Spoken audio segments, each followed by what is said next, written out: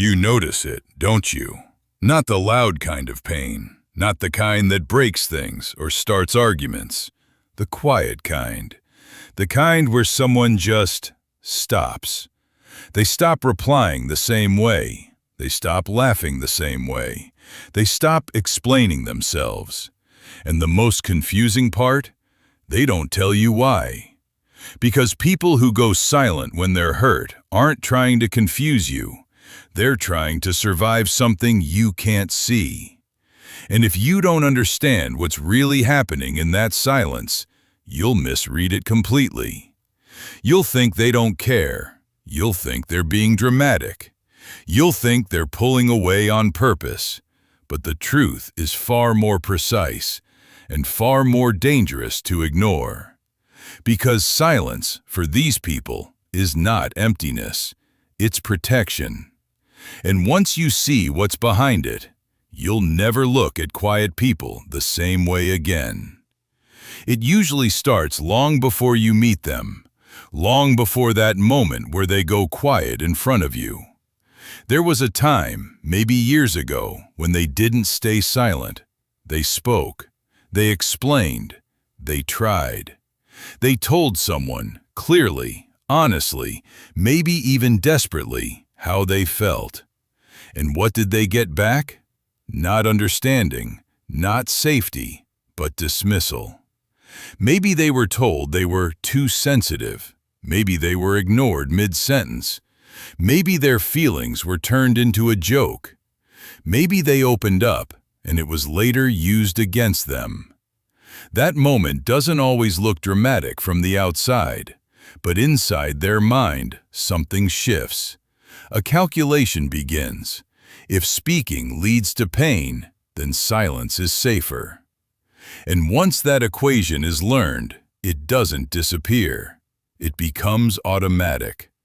So when you see them go quiet, you're not watching a random reaction. You're watching a learned defense system activate in real time. Their brain is not asking, "Should I express this?" It's asking, "Is it safe this time?" And here's the part most people miss. Silence is not their first choice. It's their last resort. By the time they withdraw, they've already thought about speaking. They've already rehearsed what they could say. They've already imagined how it might go. And then, something stops them. Sometimes it's a memory. Sometimes it's a tone in your voice. Sometimes it's the smallest signal that reminds them of a past moment where speaking didn't end well. And in that split second, their brain makes a decision. Not worth it. So instead of explaining the pain, they contain it. Instead of risking being misunderstood, they choose control. Because silence gives them something expression never did: predictability. When you speak, you give control to the other person. They can respond badly. They can misunderstand. They can reject. But when you stay silent, you keep control of the outcome. No one can twist your words if you don't give them words. No one can dismiss your feelings if you don't show them. And to someone who has learned that vulnerability can backfire, that control feels like safety. But there's a hidden cost, because what they don't express doesn't disappear. It accumulates. Every unspoken thought, every swallowed reaction, every moment they chose silence over expression, it builds quietly, until their silence isn't just about one moment anymore. It's about everything. And that's when people start saying things like, "I don't even know what I did." Because from the outside, it looks sudden. But from their perspective, it's the result of 100 moments you never saw. There's another layer to this that makes it even more complex. People who go silent when hurt are often extremely aware. They notice tone shifts. They notice small changes in behavior. They notice things most people overlook. And because of that, they feel things deeply. Not because they're weak, but because they process more. So when something hurts them, it doesn't just pass through, it stays. It gets analyzed, replayed, examined from every angle. What did they mean by that? Did I overreact? Should I say something? Would it even matter? And the longer that internal conversation goes on, the harder it becomes to speak. Because now it's no longer just a simple reaction. It's layered, complicated, heavy. So they say nothing. Not because they don't care, but because they care too much to say it wrong. Now here's where it gets misunderstood. People often interpret silence as punishment, like the person is trying to manipulate the situation, trying to make others feel guilty, trying to create distance on purpose. But that's not what's happening. Silence for them is not a weapon, it's a shield. They're not trying to control you, they're trying to protect themselves from a version of pain they've already experienced.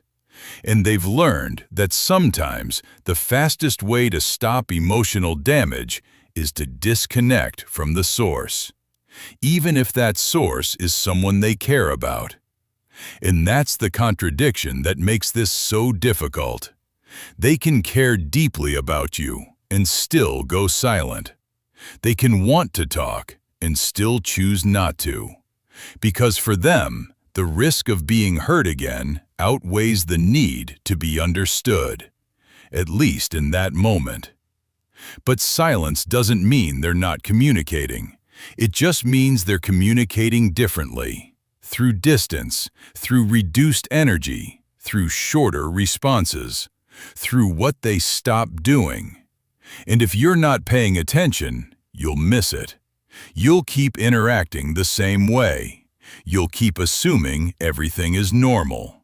Until one day, they feel so unheard, so disconnected, that they don't just go silent temporarily.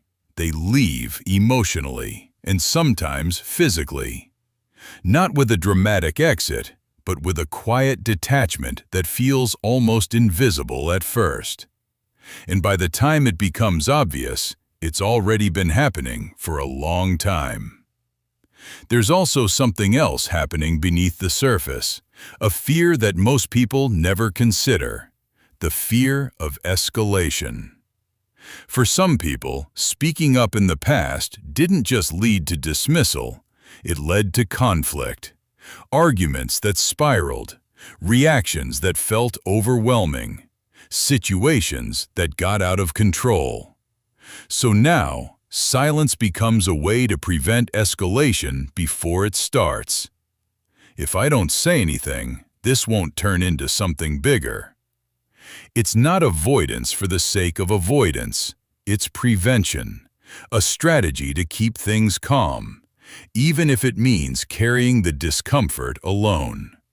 And over time, this strategy becomes a habit, then a pattern, then part of their identity. They become the quiet one, the one who doesn't complain, the one who keeps things to themselves. And people start relying on that version of them, without realizing the pressure it creates. Because now, if they do speak up, it feels like breaking character, like stepping out of a role everyone expects them to stay in. So they stay silent, not just because of the past, but because of the expectations of the present. And here's where it gets even deeper. Sometimes they don't even fully understand their own silence anymore. It becomes automatic. Something happens, they feel hurt, and before they can even process it consciously, they've already withdrawn. It's no longer a decision, it's a reflex, like pulling your hand away from something hot. And if you ask them in that moment, "What's wrong?" you might get nothing. Not because they're lying, but because they don't have the words ready yet. Because their brain chose protection before articulation. Now imagine what happens when two people like this interact, both holding things in, both avoiding expression, both trying to prevent conflict. You don't get peace, you get distance. Slow, quiet, almost unnoticeable distance. Until the connection that once felt natural starts to feel forced, and neither person fully understands why. But here's the part that changes everything. Silence is not permanent, it's conditional. It depends on one thing: safety. Not just physical safety, emotional safety. The kind of environment where someone believes, if I say how I feel, I won't be dismissed, attacked, or misunderstood. And that kind of safety is not built through words alone. It's built through patterns, through consistent reactions, through showing, over time, that expression does not lead to damage. Because people who learned silence didn't learn it in one moment. They learned it through repetition. So they don't unlearn it in one conversation. They unlearn it through new experiences that contradict the old ones. Moments where they speak and are heard. Moments where they express and are not judged. Moments where they open up and nothing bad happens. At first, it's small. A short sentence instead of silence. A hint instead of a full explanation. Testing the environment. Watching closely. Seeing what happens next. And if the response feels safe, they open a little more. But if the response feels familiar, in a bad way, they close again. Sometimes even more than before. Because now it confirms their original belief. This is why I don't talk. And that's why understanding this matters so much. Because how you respond to someone's silence determines whether they stay silent or slowly start to speak again. If you push aggressively, they retreat. If you dismiss it, they detach. If you ignore it completely, they disconnect. But if you recognize it, if you create space without pressure, if you respond with calm instead of reaction, you give them something rare, a reason to try again. Not immediately, not perfectly, but gradually. And when they do start speaking, it won't look dramatic. It won't be a big emotional release. It will be subtle, almost easy to miss.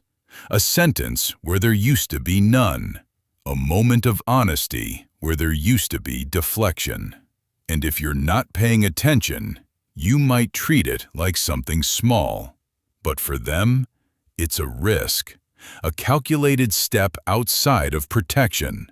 And how that moment is handled decides what happens next.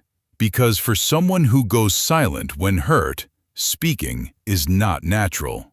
It's earned. And once you understand that, you stop asking, why are they so quiet? And you start asking, what made silence feel safer than speaking? And that question changes everything, because it shifts the focus from judgment to understanding, from frustration to awareness, and from reaction to intention. So the next time someone goes quiet around you, don't rush to fill the silence. Don't assume the worst. And don't mistake their quiet for absence. Look closer, because behind that silence, there's usually a story that was never safe enough to be told. And sometimes, the most powerful thing you can do is not force them to speak, but show them consistently that if they ever choose to, this time it will be different.